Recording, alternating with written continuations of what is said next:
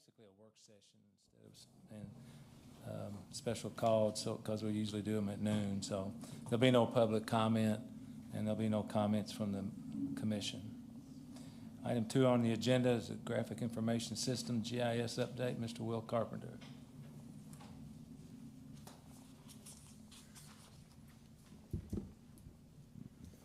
Thank you, Mayor. Will Carpenter, GIS Manager. I'd like to take this opportunity to give you a little bit of a quick background about GIS and then go over some of the projects that have been highlights over the years, and then I'll be happy to entertain any questions that you may have. GIS, it stands for Geographic Information Systems. Essentially, it's the marriage of computer databases and map elements. Whether you called it GIS or not, you've all used it every time you used a navigation app, either on your phone or on a portable GIS unit or GPS unit. The GIS program here in Owensboro began in 2020, and what began as a cooperative effort between the city government, OMU, and RWRA. We operate as an enterprise fund. And once the consortium was formally established, the county came in as a funding partner as well, and then represented by a fiscal court, and then we do work for fiscal court, the clerk's office, and the sheriff's office. PVA participates as well and is actually a key funding partner in acquiring our aerial photography. As I began to say, we operate as an enterprise fund, not as a general fund. And that's in part because we receive funding from the 3 other partners, Fiscal Court, OMU, and RWRA. Each partner pays 25% of our budget. It's not a billable hour, it's a split the budget equation. Some of the major projects that we had when we came on board was to consolidate some of the overlapping databases and data sets. We had 6 address databases and 6 parcel databases among the various agencies, and none of them, in a perfect world, they would all have matched, but in the real world, there are always discrepancies. So we've got those consolidated down to 2 each. We have a emergency management 911 address database, and then we have the tax database. We get aerial photography every other year. We've just received our latest vintage for 23, and those are being deployed right now. And over the years, the quality and the resolution of the photography has improved. We're now down to 3-inch pixels, which is astonishing, considering that when we began this effort, we were about 1.5 feet. So it's exceptionally good quality. We get both vertical and oblique or slant view images. The vertical the photography is something that has been a standard for some time now. The slant view we've had for the last 10 years and allows you to see the sides of the buildings and other structures, not just the rooftops.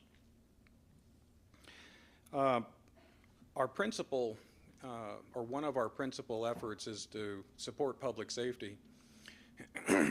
We have we support the 911 dispatch center. The current version of their dispatching software relies completely on the GIS in order to locate the calls and then make the recommendations of what units should respond and from where.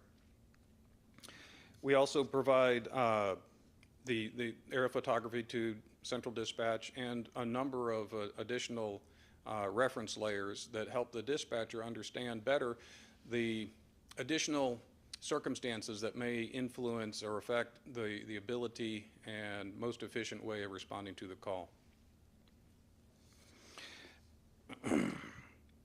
We're one of 7 counties, or I should say, we're one of 7 PSAPs, which is PSAP is each entity that receives 911 calls. So Davis County has 1 PSAP, which dispatches calls for both city and county. We're one of 7 in the state that is compliant with the newest generation of the addressing standard, which is the Next Gen 911 standard. We achieved 100% compliance late last year, And so we're ahead of the game. And as I say, we're one of 7 in the state that has reached that goal. We do call analysis. Thank you. We do call analysis for dispatch, indicating the distribution of the types of calls and locations of the calls. Then both police and fire are able to use that information to make any adjustments that they'd like to in their response plans.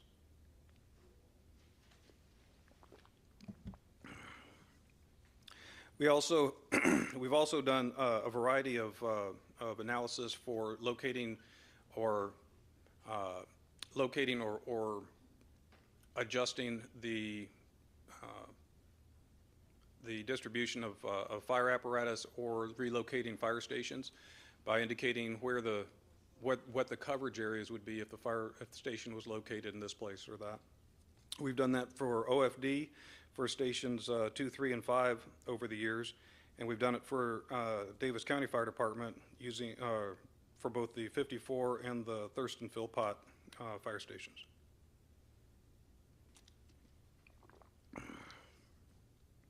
We also have done analysis on the emergency siren coverage of the storm siren system, allowing EMA to more efficiently determine how and whether they should make adjustments in the system to improve the coverage, whether it's adding additional capacity to an existing siren or adding new sirens. One of our early successes was the analysis of the solid waste, the routing of solid waste pickup for the sanitation department. We did that and was able to reduce their routes from 7 a day to 6 a day, saving about $100,000 a year, and helping them to keep their tipping fees constant for as long as they have. We've also worked with Public Works in creating a field application for inventorying their signs and the quality of the signs so that they know what they have and the condition that it's in. We've modeled and mapped the snow routes as well, and we do that each year. In community development, we've provided GIS support for a number of their projects, including the Germantown, Mechanicsburg, Northwest and Triplet Twist initiatives. We also work with events planning, including the air show, 4th of July. We've worked with Barbecue Fest and in support of ROMP as well. In each of these situations, GIS provides a more complete picture than is easily achievable otherwise, and by us doing the work, the people who are going to make use of our products don't have to become technical experts in order to get what they need.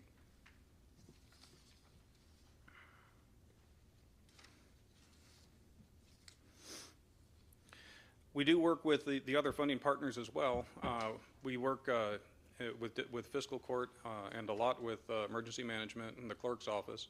Emergency management, one of the things that we do is provide GIS support for the search and rescue team.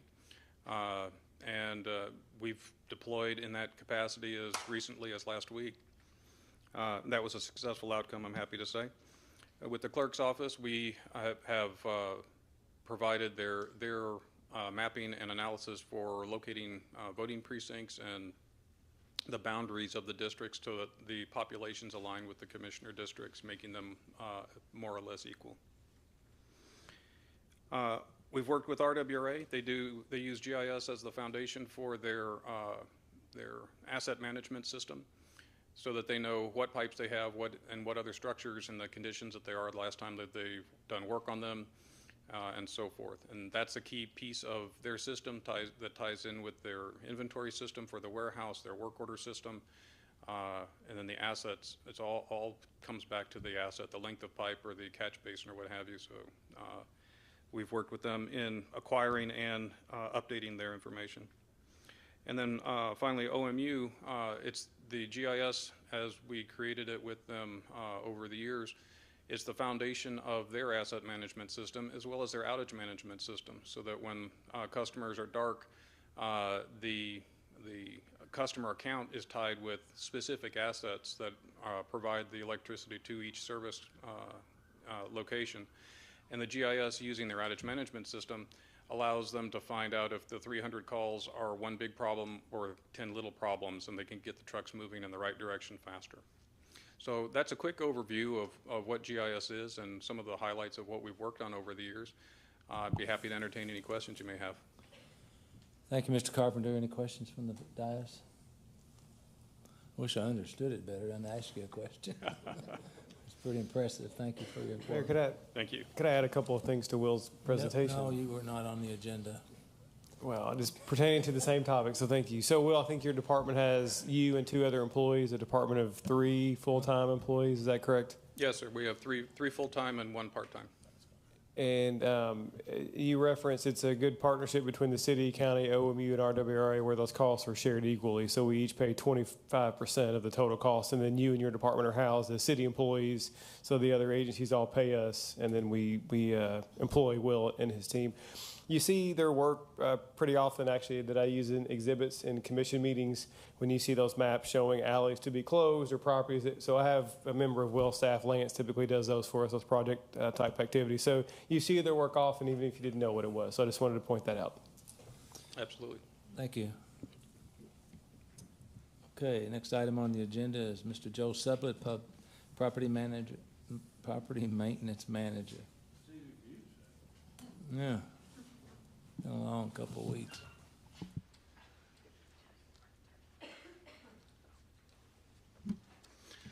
Good afternoon. I'm Joe Sublett, Property Maintenance Manager with the City of Owensboro out of the Public Works Department. Not real familiar with this. There we go. Okay.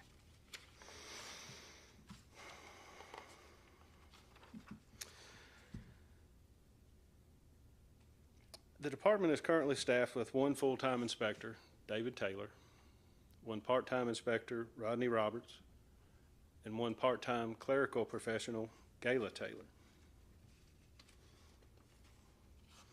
The primary function of code enforcement officers is to answer nuisance complaints and gain compliance through procedure as detailed in the property maintenance ordinance. Code enforcement officers have the authority to prohibit occupancy of a structure when conditions are unfit. Initial contact is made to be minimally invasive as possible. A door hanger notifying the occupant of the violation may be left on the property as a first step if there is no face-to-face contact made on the first inspection.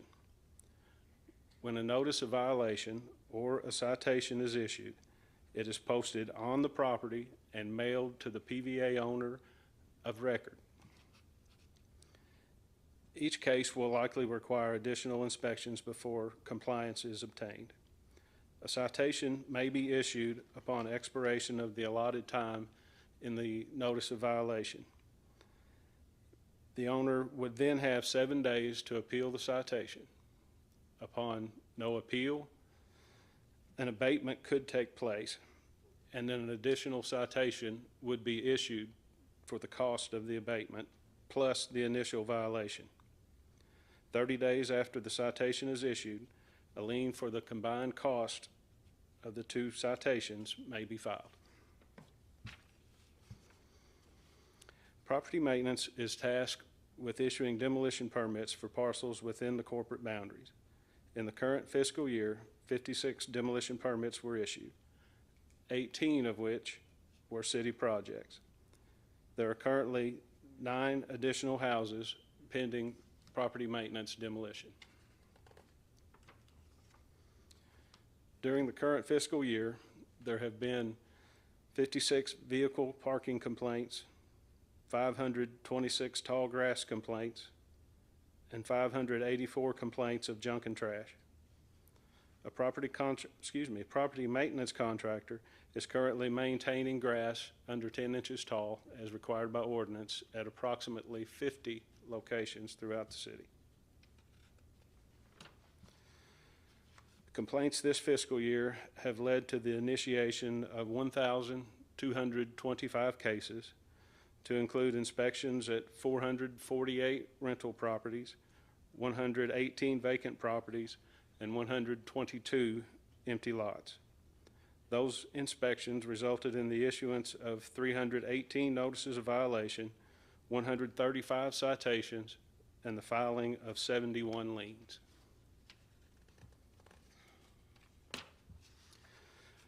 Complaints may be made to the City of Owensboro website at www.owensboro.org, and then select the Contact Us tab and scroll down to the Private Property section to select a violation. Users will be directed to input the correct address. The City Action Line at 270-687-4444 may also be utilized to contact City Action to file a complaint. Additional information, including the property maintenance ordinance, may be found on the property maintenance page, which is listed under departments on the City of Owensboro website.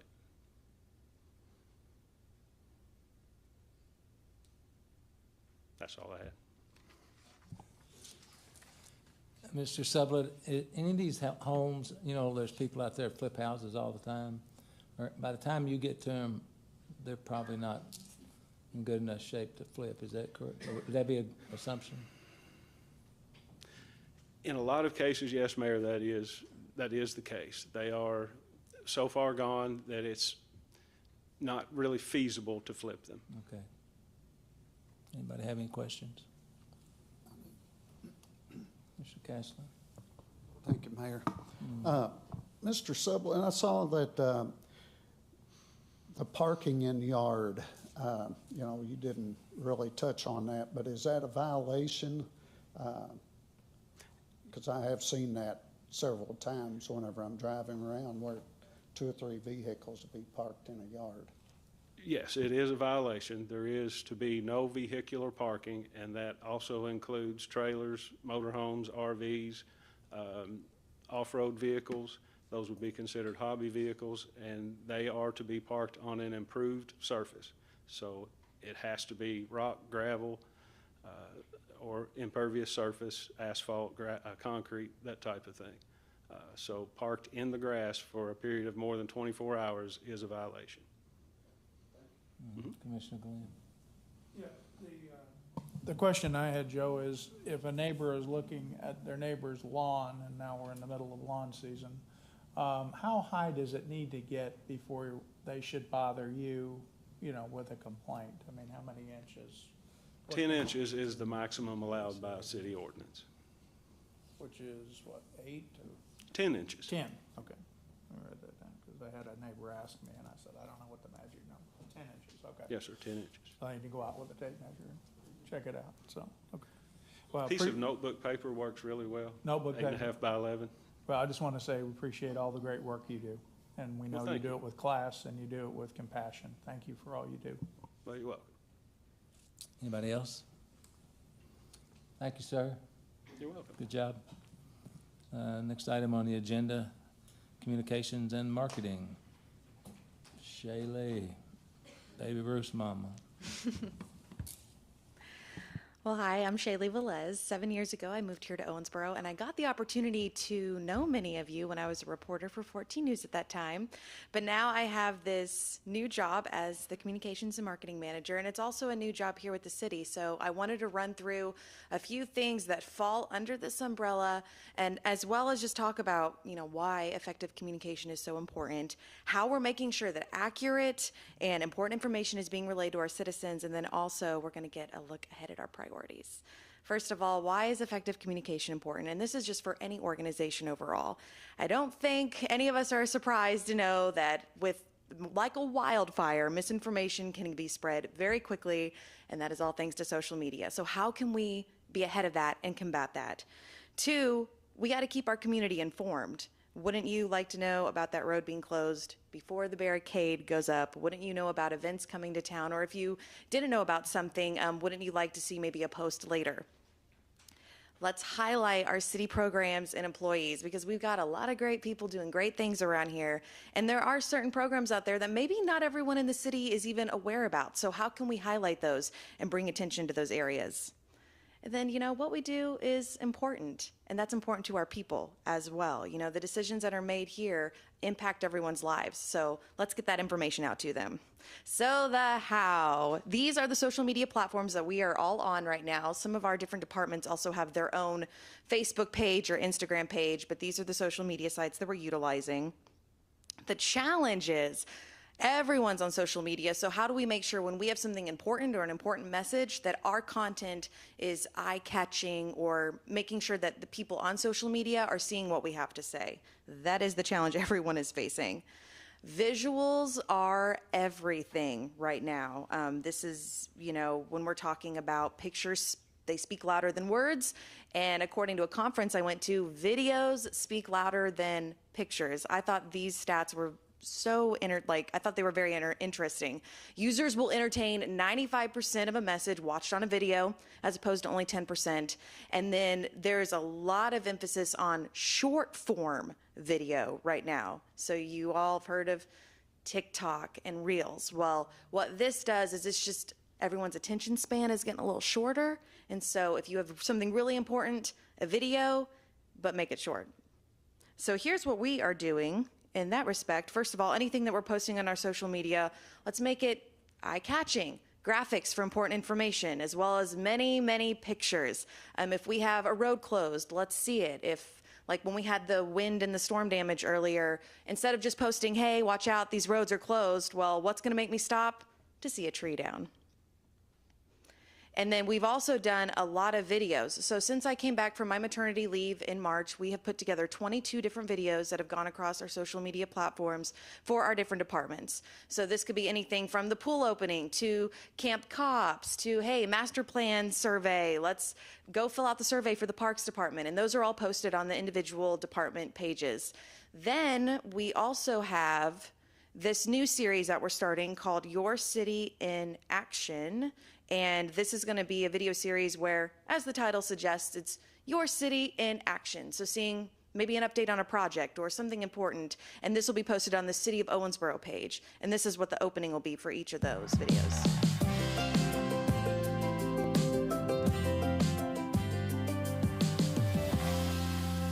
We so far have 3 of those. So an example, the latest one we did was an update on the indoor sports facility. We did War on Potholes and also Safe Haven Baby Box. Those would be your city in action. So we're really excited about that video series. So knowing this information, looking ahead, where are people gathering their information? Where are our people? When you're looking at all those different social media sites, you have different demos, different age groups, and each social media site needs its own kind of content. So we got to pinpoint where people are and then stay on top of that. Got to keep track of that. And then where can we improve? If we're still hearing people say, I didn't know about this, or I didn't hear about this, well, then how can we avoid that from happening in the future? And then what more can we highlight? Because there's always something going on. There's always an event. And how can we make sure that that information is being delivered to our community? Thank you.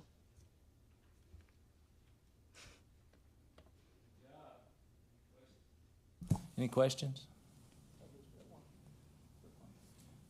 Shaylee, let's go to your first thing, and that is stop the spread of misinformation. So I'll just throw one out. We've heard we're responsible for the Rick House disaster.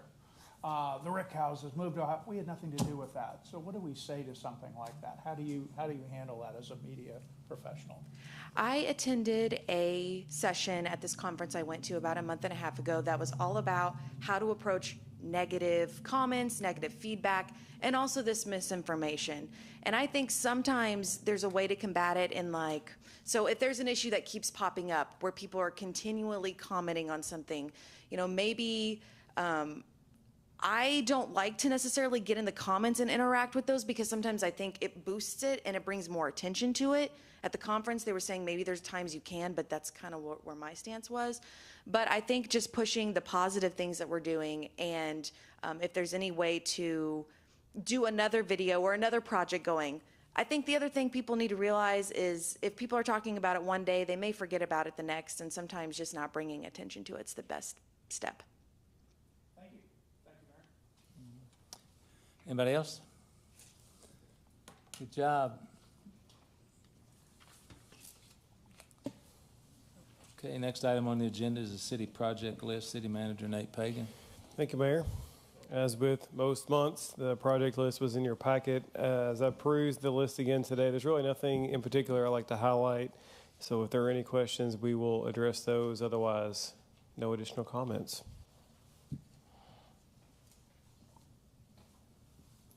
So you'd say most of these items are, when it gets to, estimated completion date, we're pretty much on target? Yeah, I think all the projects are progressing as expected, yes. Okay, good. No major issues. All right. Commissioner Smith-Wright. Thank you, Mayor. You're welcome. The questions that I have are not on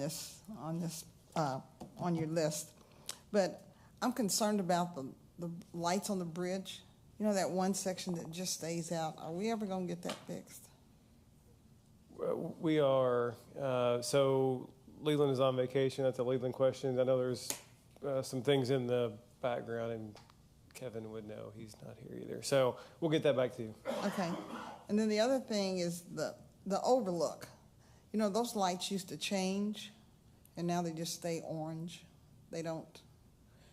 I mean, I'm just saying, to me, those are the things that make the city look good, is when they're all working. And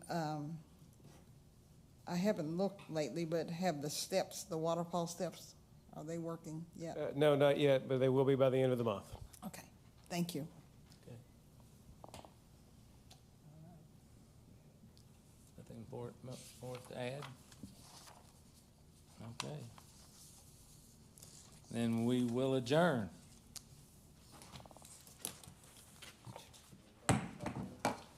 It's a work session, not a meeting.